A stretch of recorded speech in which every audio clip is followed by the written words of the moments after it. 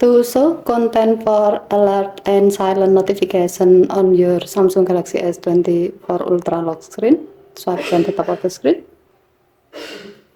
and then tap setting icon.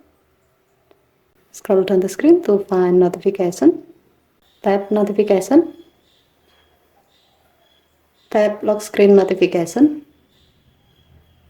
When you set to show content on lock screen notification, you can set your phone to show content for alert and silent notification.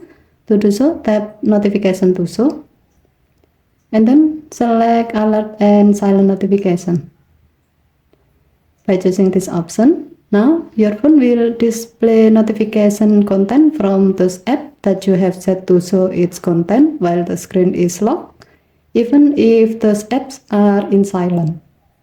Okay, thank you for watching. Have a nice day.